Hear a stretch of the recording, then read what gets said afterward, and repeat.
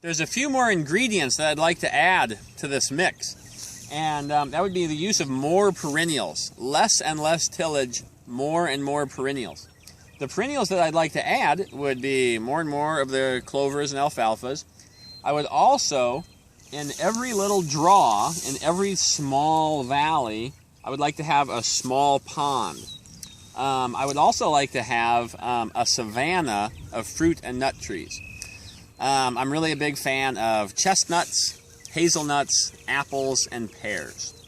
So really what we're describing in a long-term sense is a very simple and linear version of permaculture.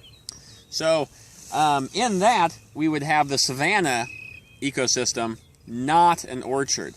And my reason for that, the savanna being defined by thin lines of trees, single or double lines of trees with enormous spaces in between.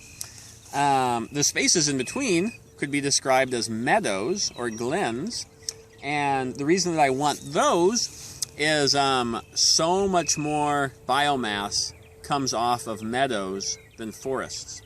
Grasses can produce more tons of edible food for an animal than forests. So, for that reason, we're going to go really heavy on the meadows and lightly on the trees. So you may ask, why do you want the trees if they're not contributing as much?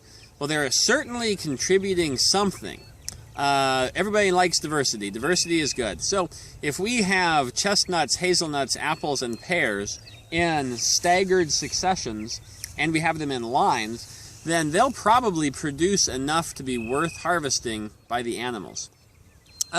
The other reason for that is, what agricultural ecosystem hosts more wildlife than what you're hearing about? Meadows of clover and alfalfa with lines of fruit and nut trees, and then the whole thing speckled with small ponds. It just seems like a very Garden of Eden-like setting to be a coyote, or a rabbit, or a belted kingfisher, or a pig, or a farmer. So I'd like for all of those things to be equally at home in this ecosystem.